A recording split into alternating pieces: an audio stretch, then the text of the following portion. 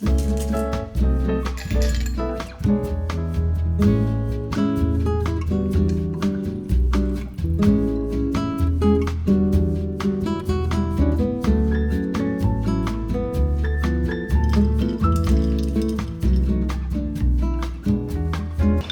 decided to make a little mango iced latte situation in celebration of the summer.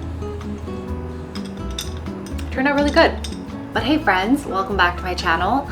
Today I wanted to make a video about some travel advice that I have, specifically 5 ways to save money when booking travel. Keep in mind that this video is going to be more about how you save money when you book travel rather than how to save money when you're at your destination. Just because I feel like a bulk of the legwork when it comes to saving money when traveling is actually at the preparation part of it.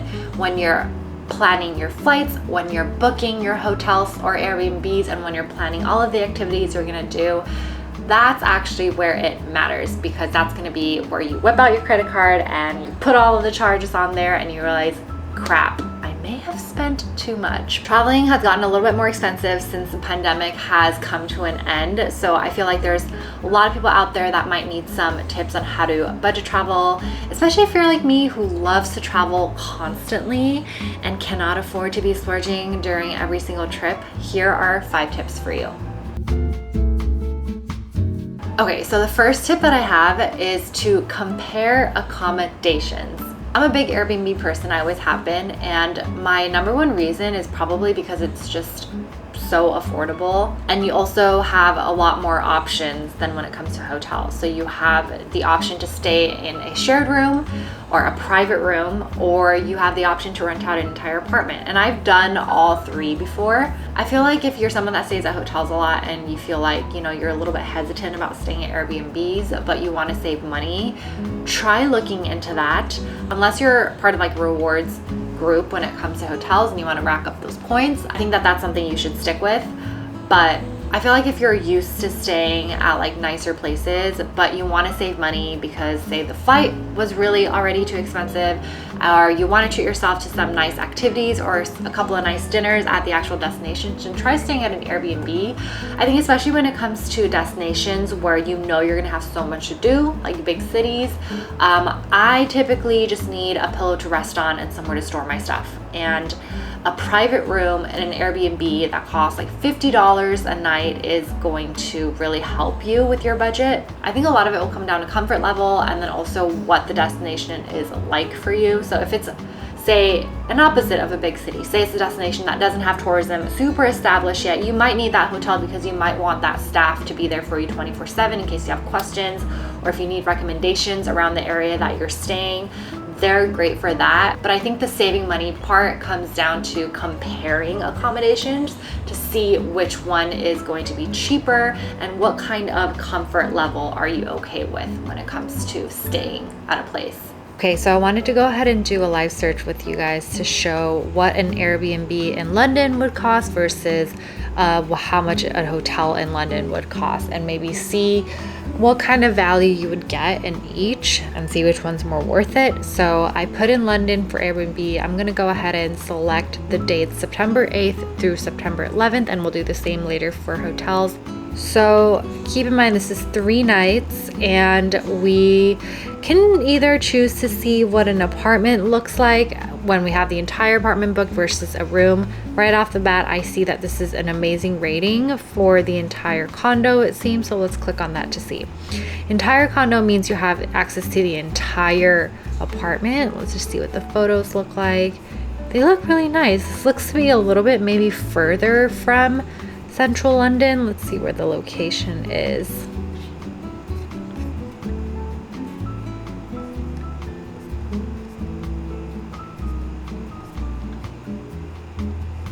So it looks like you are in Greater London, which, let's see, is a little bit far from the central area. Let's go back and see what a room would cost, because this also caught my eye. This is an amazing rating, and it looks like it's a private suite. Let's see if there's, yep, looks like there's a privately attached bathroom, which means that you do get both the room and the bathroom. And it's $420 for 3 nights. Let's take a look at the pictures. Looks really nice. So this looks to be the bedroom with even a little couch here, a little love seat. And looks like this is the bathroom that is attached. And let's see how far it is from London, central London. Okay, perfect. About this place, just 15 easy minutes from central London, which is really good. That means that there's really easy transportation. Let's just look at the reviews to see what people are saying. So people are saying lots of transport options around, nice neighborhood with loads of food options. And it looks like there's another review here that talks about how this is very well connected to the underground, overground, and the Thames link. I'm gonna switch over now to finding a hotel. So I'm gonna type in hotels in London. And I'm gonna usually look on Google first, and then I'll go directly to the hotel website to book, but I'm gonna choose the same dates, 8th through the 11th, and it already has 2 people for me. So it looks like some of these are our options that we've got here, but let's just choose a hotel to kind of compare it to. Let's find one with excellent location. So I mean, this one's $178, which means that if we chose to stay here, it costs $193. And as you can see, it's a pretty small room. I mean, it really just has a bed. I don't really even see any windows here. And it's really small. So let's see how much it costs. Ooh, if it's a non-refundable rate, it looks like it's gonna be $231 per night. So if we decide to choose that, our total would come out to $546, which means if you convert it to USD, it's $693. And this is small. This is a pretty small room compared to what we have here earlier. This entire bedroom that you see here and its own private bath for $420. So it just goes to show that you really do need to compare accommodations to see what kind of value you can get for your money and go for the cheaper option if you can. My second tip is to get a credit card that you can use to accumulate travel points and has travel partners and has free lounge access. I will say credit cards are not my forte. I mainly leave that up to my boyfriend, who has done a lot of research this year specifically in looking up how to best use your points, which credit cards to get. So first, I think you definitely need a credit card or several credit cards where you are accumulating points for things that you use the most in life, whether that's groceries, dining out, or travel. But the credit card that I have when it comes to travel is the Capital One Venture X. And I actually did upgrade mine. I used to just have the regular Venture 1, but I upgraded mine to a Venture X, which has 2 times points on everything, but has a $300 travel credit per year. And my annual fee for the card is $395, but hear me out, with the $300 travel credit, that pretty much will reimburse most of that annual fee of $395, which leaves me to have an expense of $95 per year.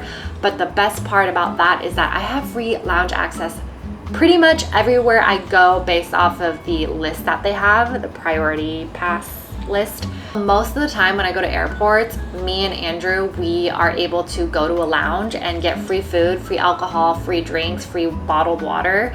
And that has saved us so much money when it comes to traveling. But make sure you have a credit card that prioritizes traveling. My credit card also reimburses you for pre-TSA or global entry. And make sure that when you accumulate those points that you are using those points as transferable to travel partners. I might make a whole other video on that, but in short, never redeem those points for cash. You know how you might see $30,000 in points on your credit card portal. Never redeem that for cash or never reimburse for purchases. Make sure that you save those points and that you use them on trips where the airline may be a travel partner to another airline, because you actually save money that way when you use transferable points.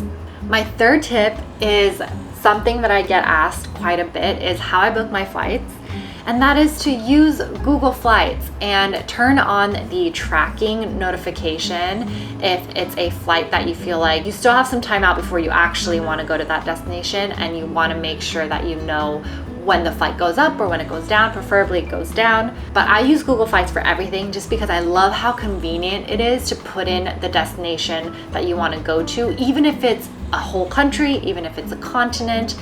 It will give you all of the options, and I love seeing how cheap the flights can be. I also love the calendar that they have where you can choose the date that you want to fly out and the date that you want to fly back, and it will list all of the prices for you, and it'll give you all of the options, whether it's a nonstop flight or a layover.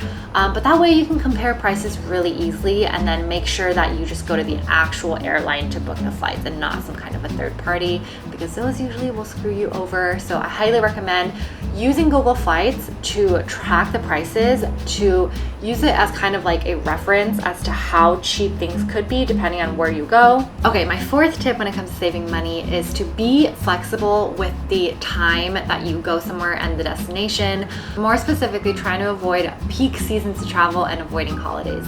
I think this one can be pretty major when it comes to saving the big bucks, because flights are usually a big chunk of what you spend when you plan a trip. And for me, I definitely try to travel during the off-peak seasons, as long as it's not like a monsoon season or a typhoon or a hurricane season. I try to avoid those, of course. Being flexible with just where and when I travel has been a huge way that I personally save money. For example, if you wanted to go to Europe during the summer, a trip to Paris is easily like $1,000 from New York City. And if you just wait a little bit and go during September or October, when the temperatures are even cooler, there might be less crowds, the price can drop to about half of that. And I know this might be a little bit tough for all of you 9-to-5 workers like me, but trying to avoid holidays, or if anything, flying out on the holiday. So for example, if Thanksgiving is coming up and you want to save money, a lot of times people will fly out the day before Thanksgiving, or if it's Christmas, the day before Christmas, and flights are usually really expensive. So if you can, try to fly out on the day of the holiday and then come back on a Monday or Tuesday, because coming back on Sundays are always more expensive as well.